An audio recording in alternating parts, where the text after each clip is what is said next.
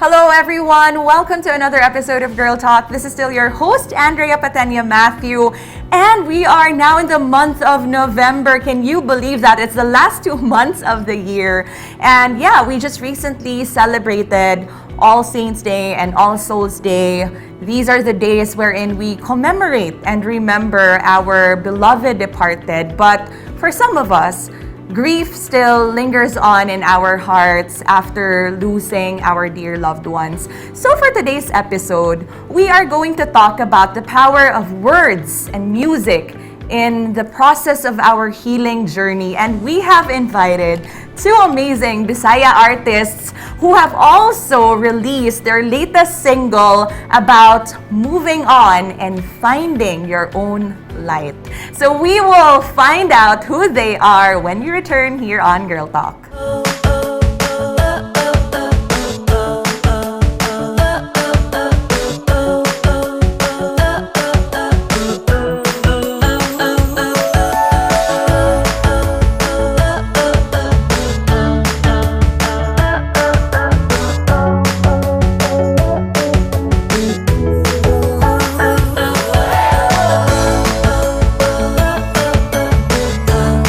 Once again, you're watching Girl Talk, and as mentioned, for today's episode, we are going to talk about the power of music and words in our healing journey. And I will be introducing our guests one by one. And just recently, Kadasig, a local independent label, recently released their song entitled Light. And we will be interviewing the writer of the song. And unya, atong madungog ang actual performance sa ilahang singer, but we will get to that in a bit. But for now, it's my honor to introduce to you a very, very talented Bisaya artist. She is a poet, a singer, a songwriter, a literature teacher, and she was also one of the winners of Vispop and Himig Handog. Guys, let's all welcome Miss Therese Villarante. Hi, Therese. Hello, Andi. Thank you so much for having us here.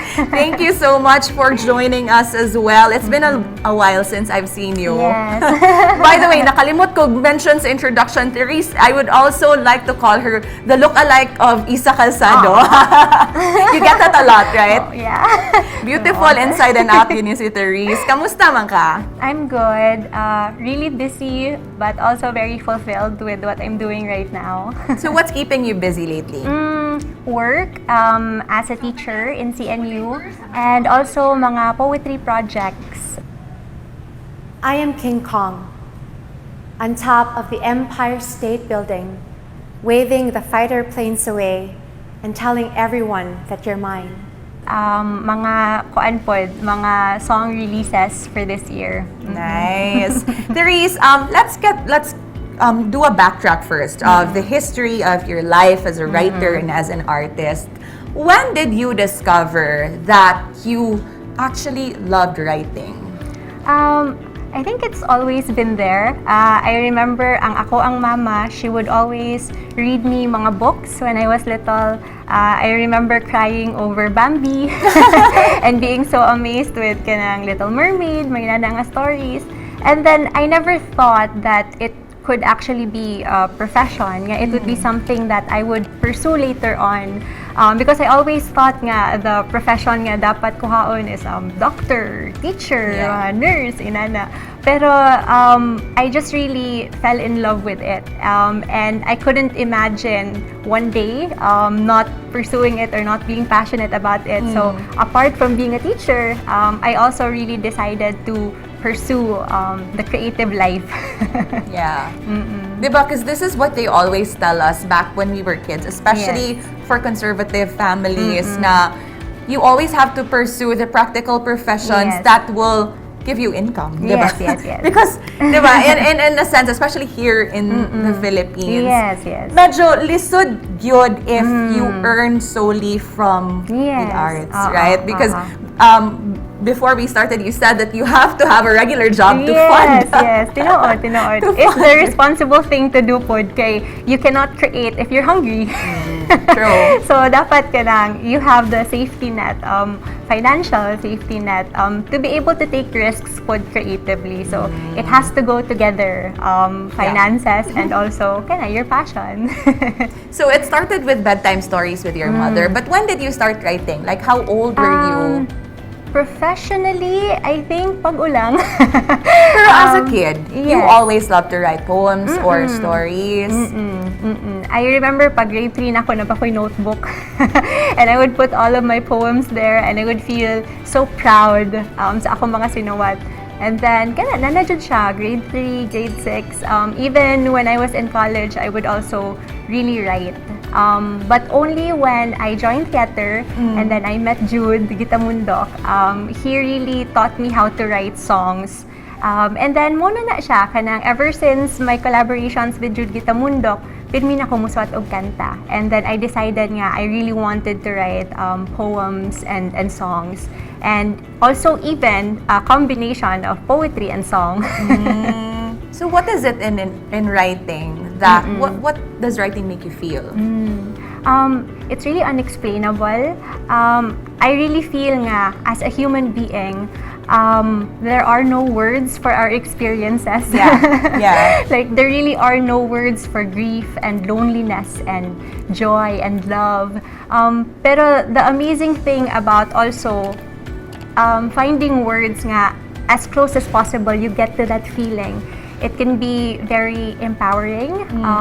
It can be a friend.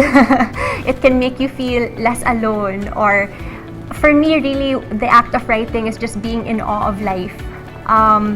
Being in awe of the moments, holding on to it, and just being fully present in your life. So that's what it reminds me to live and to feel what I need to feel and to just be in awe because awe is happening every day. Yeah. Do you have a favorite piece that you've written? A favorite poem, perhaps? Yes. For now, some of my most favorites, it's entitled To the Writer Who Can't Finish Anything. And also, previously entitled To the Single Girls Crushing and Aching All Over the Place. If you give him your heart and he doesn't take it, you do not lose love. In fact, you have more than you started out with, don't you? It is yours to keep. And maybe your love is not the shell you never see again when the boy wants to take the ocean home, press his ear against it just to remember, because he will not be staying. Maybe your love is the ocean. Even when the boy leaves, he will only take with him what it was like to swim. Pero now, it's the title is Ocean. What is that about? Ocean? Yeah. It's about loneliness. It's about the need for somebody to love you. Not necessarily romantic, but it's just really the need ba, to be seen, to be heard, to be loved. And by the end of it, you discover nga, you can do that for yourself. Your true love, yes, can be another person. It doesn't have to be a romantic partner, but your true love can also be ikaw. You can also give that to yourself. Kaning mga pieces ngayon mong gisuwat, Therese, do they always reflect your personal emotions? Okay, di ba, we have this kanang connotation nga artist or writer kanang deep kay siya nga pagkataw or maraming pinagdadaanan. Kanang ito yung nga kuan. Does that stay true to you or is that just like a misconception? Actually, for me, no. Because also, the fun and the inspiration of writing is in the process itself. So, if nakoy ganahan nga concept, even though I'm not going through it, I write about it. Yeah. Wala ko'y ma-recall kaayo right now nga gibuhat na nako. Pero, for example, during the pandemic, my fiancé and I, we wrote the song together. It's called Hinga. It's about experiences in the pandemic. And in that song, wala man ko literally naka-experience sa mga situations, pero it also gives you room for empathy, seeing other people, listening to them. So, pwede kaayo sa writing. You don't necessarily have to be heartbroken to be able to write a heartbreak song or to go through the same things the persona of your song is going through. Ayoko na, di na ako makahinga. Hanggang kailan ba ang delubyo? Pagod na ako. So, yeah, the inspiration is in the process itself. Or what's your usual creative process when you write something? For now, it's really the concept. Yeah, kanang if ma-inlove ko concept, I really pursue it. And then finding the right words and just really rewriting a lot. Jude Gitamundo also said this onya. It really ni-stick jud siya nako ingon siya nga I am not a good writer, I am a good editor. And that's true kay the first things that we write it's a mess. It's not good. Pero you don't have to even share it. It's just the fulfillment of having finished something, expressing yourself, but also you can always make it better through rewrite. Now let's talk about your career as a teacher. What course did you take in college, by the way? Literature. Literature. So, what yun ang imuhang kuan, imong passion? Yes. Therese, I've heard a lot of stories about you as a teacher nga makaingon gid imong mga students nga swerte kay sila nga ikaw ilang teacher. Bitaw, I've heard a lot of stories like for example, Jerica Teodorico. She said that you really inspired her to be a songwriter herself. So, why did you pursue teaching literature and how is the journey like? And what are your teaching methods? Because I also thought actually one of my during one semester I taught also literature to senior high school students for a while. And this is lalim no to make them appreciate all those kind of sometimes lengthy texts. But what's your technique and why did you pursue that kind of career? Very unexpected actually ang teaching for me. I come from a family nga teachers jud, my great grandmother, my grandmother, akong mama. So they've always teased me nga, ba teacher ka? But then I just wanted the act of rebellion nga no, dili ko mag-teacher. But then ito mong gusto? During that time, doctor. Okay. But then, kaya naka-realize ko, no, I love writing. Yeah, I love the artistic life ba. So, I think I just really needed to find a job because I really didn't have a job when I graduated. And ang sa CNU, there was an opening for a teacher na part-timer. So I decided, okay, I'll just try it out. And then I was very nervous the first time kanang magtudlo na ko sa akong mga first na students. And I kept thinking, what if kahano nga sa 1 hour and 30 minutes mahutdan ko og istorya ba? Ano man ako ingon? But then I think a lot of it is really because it's literature. It's something that I already love, something that I'm passionate about. And then naka-realize ko nga, sometimes kuwangan pa man gani, I know, ang 1 hour and 30, kay daghan kay kag ganahan i-share. Especially if very participative and open-hearted ang mga students ba. Well, what's your technique, Therese? I've also seen one of your online classes. And then niingon nga, bisag ni-graduate na sila college, ganan sila mas estudyante balik tungod nimo. And they really say that they were able to appreciate literature itself because of the way you taught literature. So, what's your technique in teaching? I think for one, it's really about caring what you teach the students, and at the same time knowing the purpose ba nga it will have for the students. So when I teach, I always have that in mind nga I care about this topic because I know it's meaningful and valuable kani nga mga stories ug mga poems. And when I feel that, I think ma-feel sad sa mga students because there's that connection already with the text, but also the wanting for your students to feel what you feel about the text. So I think it's really caring and also simplifying difficult concepts. Mabilib ko ng mga teachers nga lisod kaayo nga concept, complicated kaayo siya, but then they always find a way to simplify it with the simplest language. That's nice. Thank you, Kaya Therese. We will be hearing from you again in a bit. But for now, we will be welcoming another guest, the singer of the song entitled Light. So please don't go away. Girl Talk will be right back. are still watching Girl Talk, and this time we have another amazing guest in the studio. She is the singer of the latest single entitled Light. She is a 3-time defender, wow, of Tawag ng Tanghalan, and she was also one of the delegates in 2018 of the World Championship of Performing Arts, or otherwise known as Bicopa. Let's all welcome Ms. Chin Abellanosa. Hi, Chin. How are you? I'm doing good. I'm a little nervous, but I'm doing good. Thank you for inviting us here, by the way. Daghan kayong salamat, Chin, for joining us in the show, and we're very excited to hear you sing the song in a bit. Excited na ka? Yeah. What's sa imuhang gikabisihan lately, Chin? Kuan lang, work, and then I also teach vocal. I do vocal coaching with Maharlika. We're based off of Manila.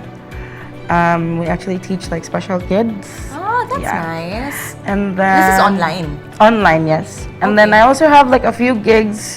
It's a good thing naabli na ang city for gigs and such. So we're actually in the Spark Social and Boss Paco.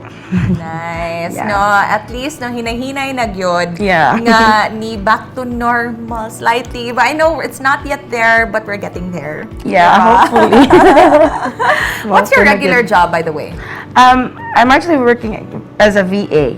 Virtual Yeah, assistant. freelancer, So everything you do is online right now. Right now, yes.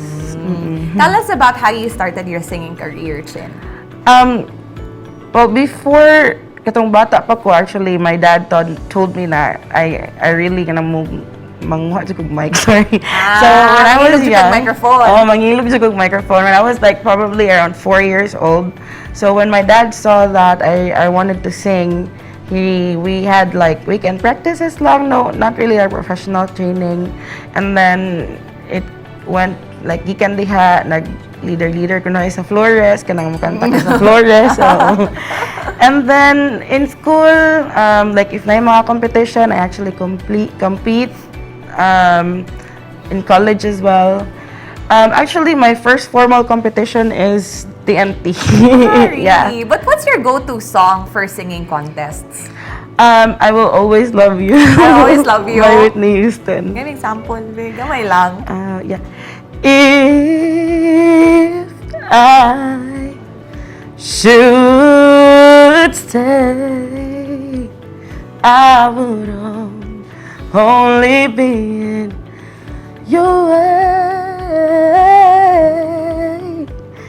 Wow! Nindutututiwaso, no? Patikim pa lang to at what you can offer. But amazing, ha? Very kuan kanang powerful kay imuhang voice. Who are the singers that you look up to? Whitney Houston. I actually grew up with her because my mom really loved her. Is your mom a singer as well? My biological mom was a singer. Yeah. Okay. My dad also looked up to his name Matt Monroe, like mga standards. So I look up to Matt Monroe and the jazz singer. I really forgot his name. I'm not good at names. The one who sang like "And the Way You Look Tonight." Okay, yeah. Yeah, nakalimot ko siyang pangan, but kana siya. And of course, sa Philippines, I look up to Lani Misalucha. She's one of my biggest idols in the industry. Oh, so TNT was your first major competition. Yes. What was that song that made you qualify? Katong first gani mong gising sa TNT. Get Here.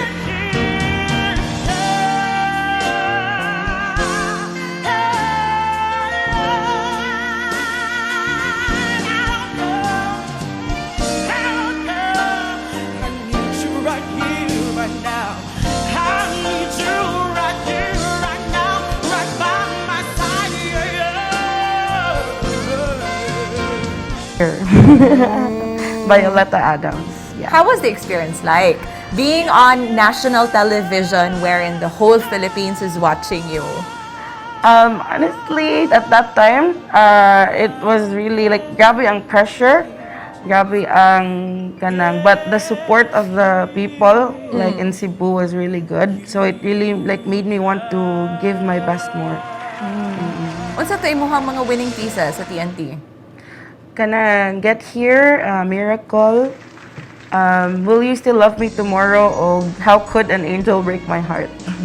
What was the feeling? Kulbaan ba na, you know, you Kaayo. are among fellow talented singers. Grabe ba ang pressure? And at the same time, how was it like that you are seeing celebrities that you've only seen on TV? Nangandam ka sa competition, but na-starstruck sa kag-appeal nila Vice Ganda, nila Ann Curtis. Kinsa ba yung mga host ato imong time? Yeah, Vice Ganda, si Ann Curtis, Colleen was there too, Jong. I mean, the whole cast was there. The first time I actually saw them, I was like pointing to my friend, like, na-starstruck yung nanganga dyan ko. Kaya syempre, nanganga dyan ko, nangana dyan ko, hello. It's like, it was like a really dream come true. I never expected to go that far in the competition.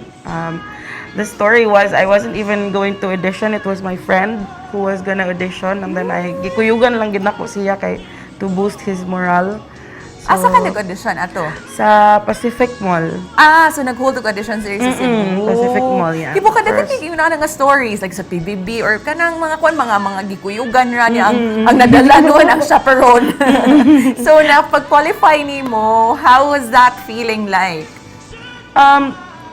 It was a lot of pressure for me.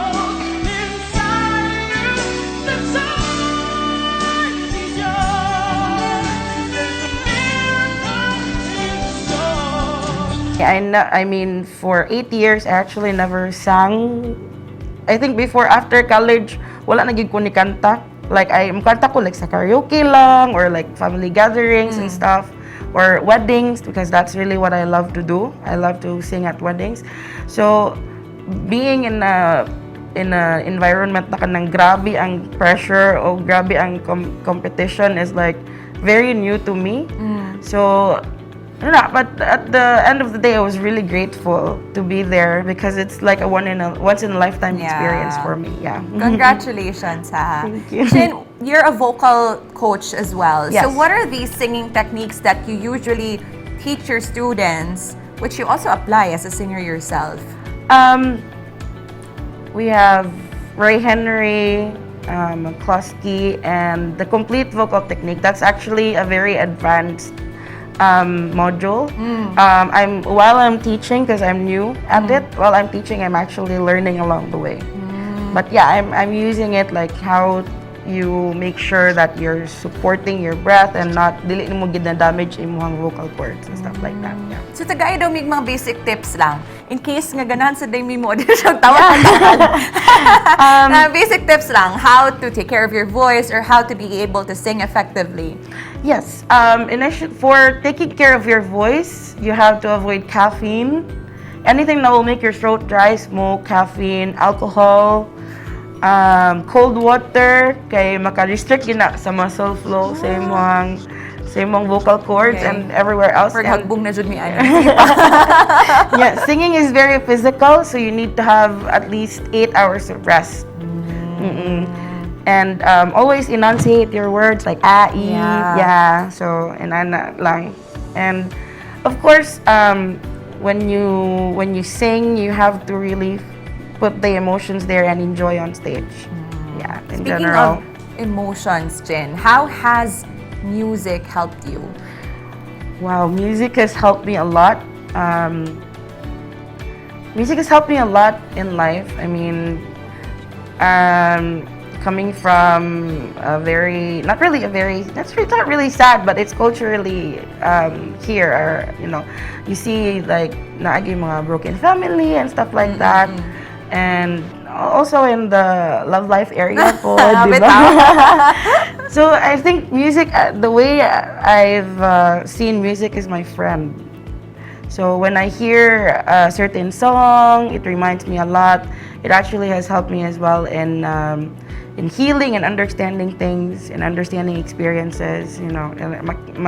Ma-feel na gid nimo ang essence of music, especially when you're down and when you need a friend, or when you need, when you need to be alone and think about stuff. So yeah.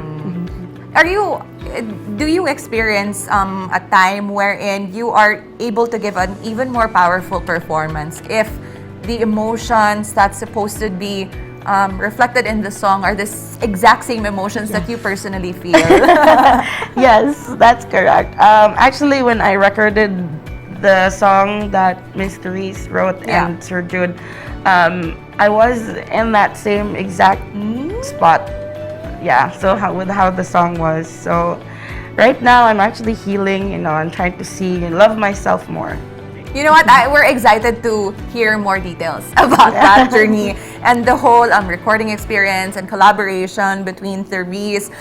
We will be hearing you singing the song here on my TV studio. We're very, very honored. But before we hear Chin's rendition of Light, we will be watching, you guys. We have good news to share with all of you because Skin 911 Group Incorporated has officially opened Skin 911 Medical at the Basement 1 of Ayala Center, Cebu. It's your latest beauty and aesthetic clinic here in Cebu City. So let's all watch this. 5, 4, 3, 2, 1. Congratulations! Skin 911 Medical is officially open! Skin 911 Medical has finally opened its doors to the public at Basement 1 of Ayala Center, Cebu. The medical spa is envisioned to be a game changer in the beauty industry, as it will be offering luxurious beauty enhancement services with their state-of-the-art equipment and through the expertise of their beauty consultants and specialists on board. Just to name a few of our services, we have our different types of facials, and one type is our luxury facial. And then we have Othera, we have diode laser for hair removal, we have M-Sculpt for muscle toning and building, and then we have S-Shape for fat bursting and slimming, and we have CO2 fractional laser to renew the skin and target specific skincare problems on the face. Welcome to Skin 911 Medical! Okay, welcome to Skin 911 Medical, and of course, this is our receiving area, and this is the lounge where our clients will gonna be waiting. And of course, here in Skin 911 Medical, we offer a very homey and very pampered place for you guys. So here, first I'm gonna show you our consultation room.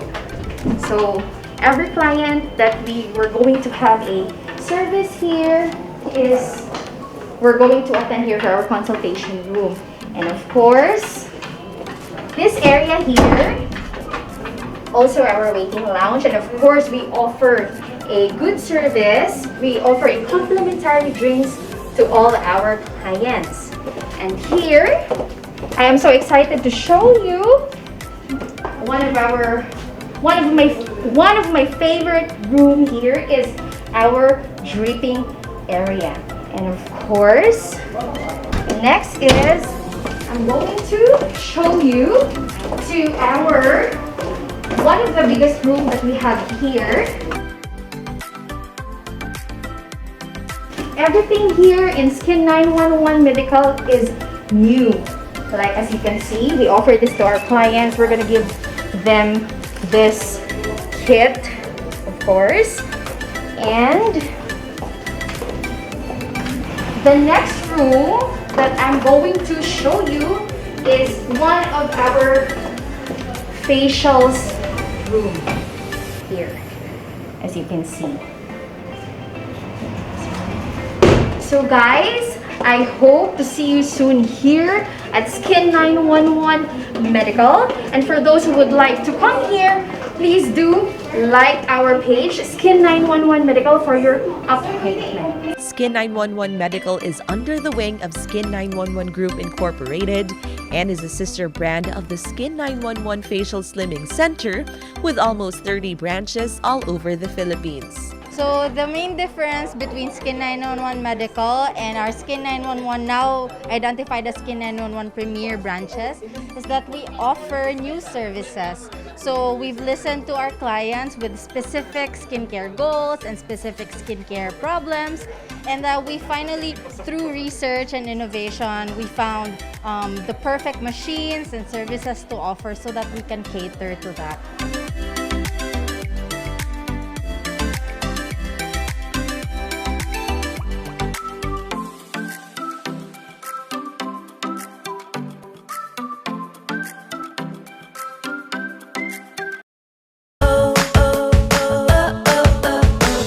So there you have it, guys. For your beauty and aesthetic needs, do not forget to drop by at Skin 911 Medical. That's located at the basement 1 of Ayala Center, Cebu. And finally, ato naging madunggan ang latest single, Under Kadasig. This is, of course, written by Mr. Therese Villarante, music by Jude Kitamondok, and arrangement by Sean V. Gonzalez. And of course, sung by Miss Chin Abellanosa. So guys, let's all welcome Miss Chin Abellanosa. Remember how we danced in the woods underneath the pale moonlight. You said that I was magic, and I believed you too soon. Now you say that love's a spell I've cast on you, I fooled you from the start. Though you changed your mind, I wouldn't change my heart. Send me to the fire, burn me to the ground, put me on trial for all I'm feeling now. Turn the whole world against me, watch me as I burn, and I burn so bright without you, and I burn till I'll expire too.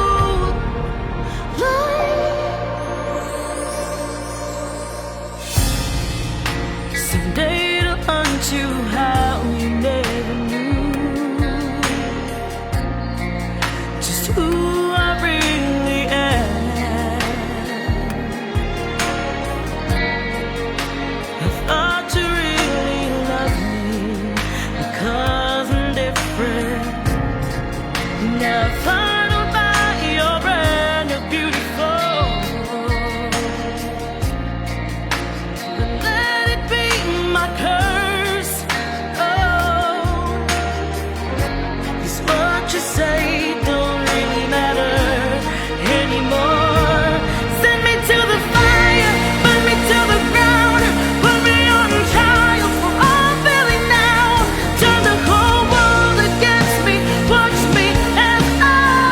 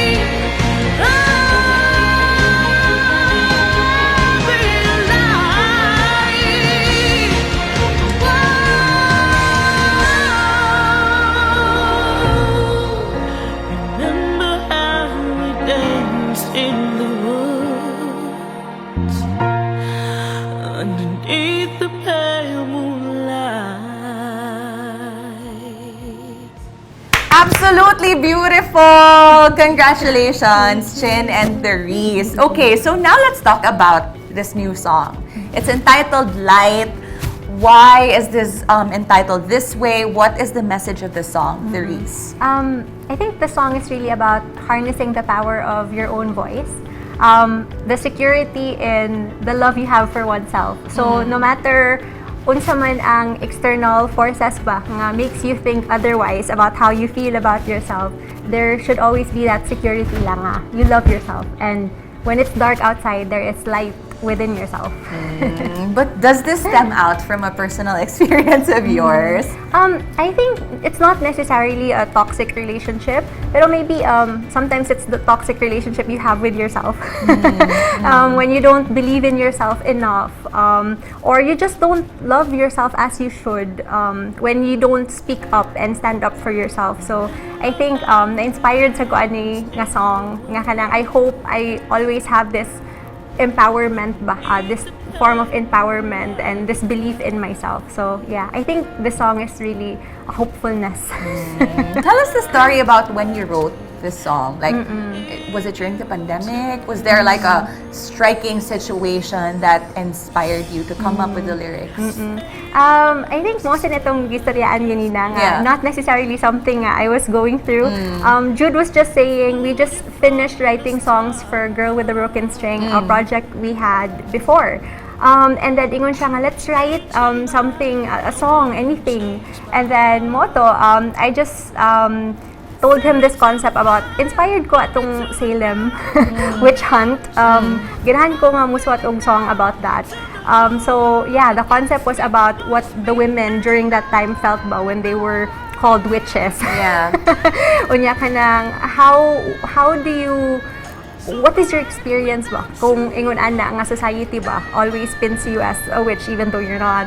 So how do you still find power within yourself? So I wrote the lyrics, and then si Jude, he wrote the music, and that was 2015. Oh, so dugay na din. Dugay na kayo na siya. So, what made you release this at this point in time? Like during the pandemic, or what is the timing? Actually, I don't really know. I think it's just really an opportune time right now. Kay with the pandemic, grabe ang darkness ba? Dili lang sa world, pero sa ato ang thoughts, sa ato ang struggles. So I think it can be very empowering, and at the same time, art can really be a source of strength. Nga dili gani necessarily nga kanang it will be your salvation, pero if it just gets you through the days, then that's already more than enough. True. And then of course we're so honored si Chin Chin ba when we heard her sing, grabe kaayo ka powerful. So empowering na ang intention sa song, but when she sang it kanang nilupad jud ang kanta. So grabe kaayo. Perfect match. Grabe kaayo ni ka proud ba ni Chin Chin.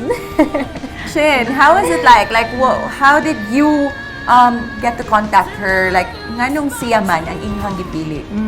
Actually, yung story, anak, correct me if I'm wrong, si Jude no found you in a song. Say yes, Sir Jude. Katong pag 2018 na siguro to, I stopped my BPO work kaya I wanted to pursue my passion. So, it was also in lieu for the WCOPA. So, ang akong gibuhat is, I told myself that if I'm gonna be a starving artist, I'm gonna be a starving artist. So, and I wanted to experience it. I was already like 28, 29. So, yan ako na, og dili ni nako buhaton karon kanusa, di ba? Yeah, exactly. Yeah. So, I went to F Cafe and Bar in Mabolo, and then there was a contest there na na-share ko ng prize. So, I went there, and si Sir Jude ang one of the judges dito. So dito kanya na-discover. Now, when they offered the song to you, and right before this gap, you talked about how it was a very relatable message in everything that's going on in your life right now. Well, of course, withholding the details that you want to withhold, but what was that you were going through? Of course, there are things that you may not say, but what was that situation that you were in?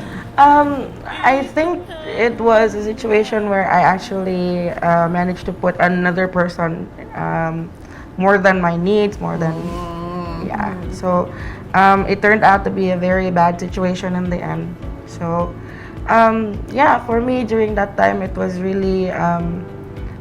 really good song, or kanang relate jud nako ang song. Manang during powerful that din time. Ay, dungog kayo. Pero during that experience, Chin, what was the last straw for you that made you tell yourself that hindi na shoot ko. This time I'm going to love myself. For me, I just pictured myself 5 years in the future. Like With that person? With that person. And Is this the then? life that I want to live, or am I gonna thrive when I'm going to be with him, or am I gonna thrive or I'm gonna sing? So What picture did you see? Huh? What picture did you see 5 years from now? A miserable life. So I told myself na as much as how much you have, or the feelings that you have for that person, the emotions or the length of time that you guys have had together, okay, it really doesn't kanang kuan dili nimo makabaylo gani for you seeing yourself there and your future kids. So I just told myself na okay, it's time to let go, part ways, and the process of letting go or healing is really sudjud kayo sa katanan. I mean, I think we separated 2019 when the pandemic started. Like he went home February. I think up until now I still have lapses na kanang naagid gihapon ng katong kuan ba. Pero it's slow but it's deep. So na siya. How long was this relationship, Chin? 4 years. 4 years. Was it a difficult decision to walk away from it? Yes. But how does it feel now? Like, is it liberating or? Yeah, very liberating. Very liberating. Because I want to do more for myself. Like, ang gingon sa myself is I wasted a lot of time for that 4 years when I could have done things that I loved. But at least there were things that you've learned, right? Kaayo, The entire yeah. experience. Yes, very, very good. How about you, Therese? Was there a relatable experience that you've gone through in the past? Not necessarily right now when you wrote that song, but have you also experienced walking away from a toxic relationship?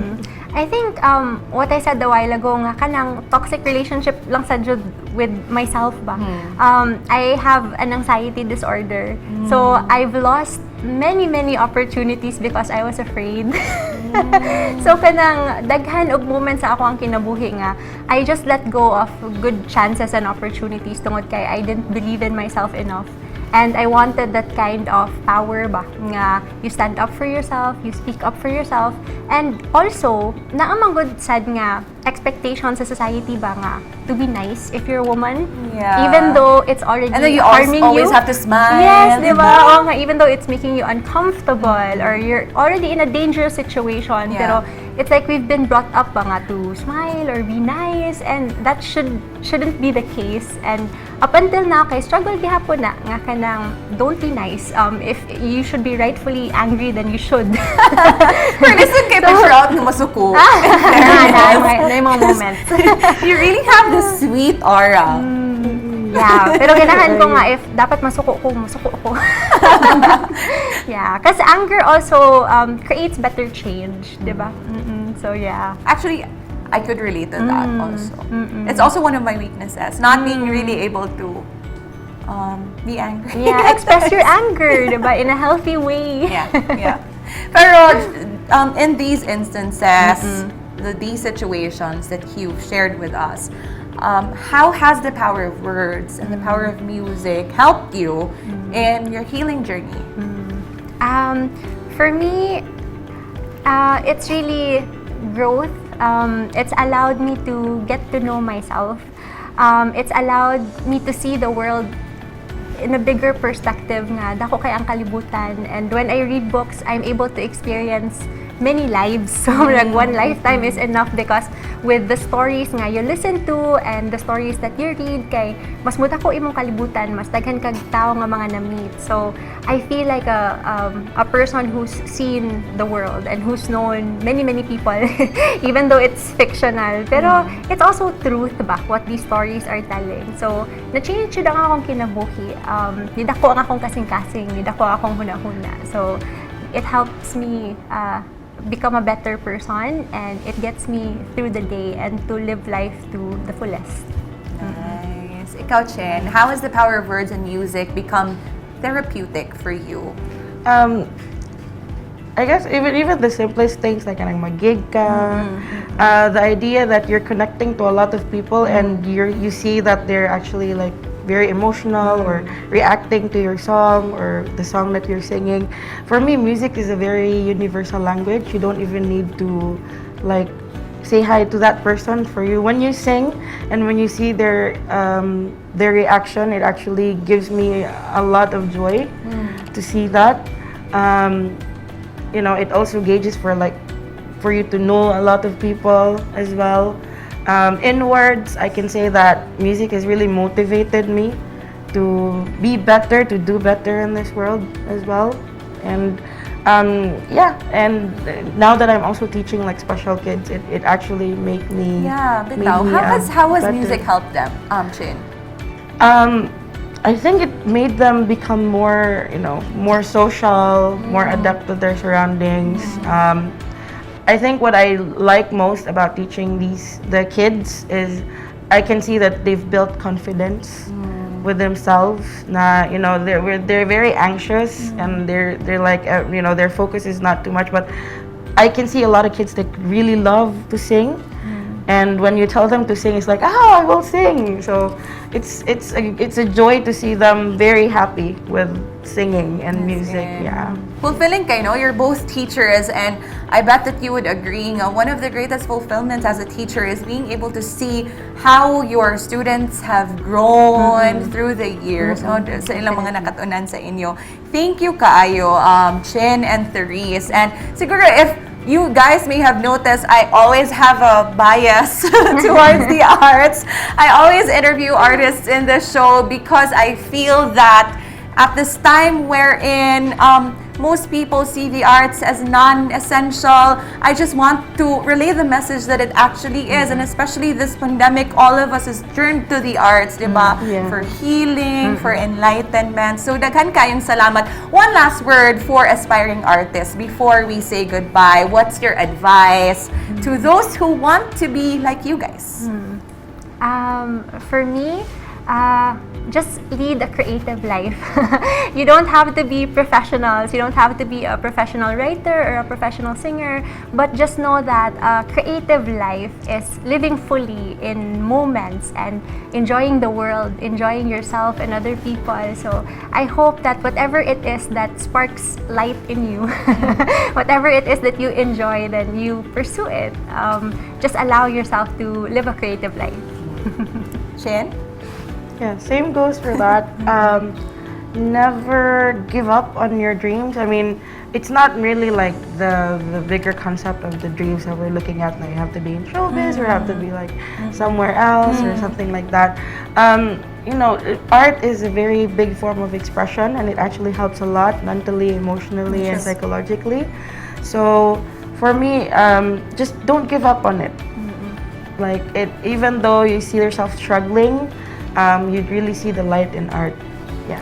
Thank you guys, thank you ladies. There you go, they said it perfectly. So hopefully you would also continue to support artists such as Chin and Therese, and we also hope that you guys enjoyed this episode. So that's it for now. This has been Andi Pateña-Matheu. Thank you for watching Girl Talk.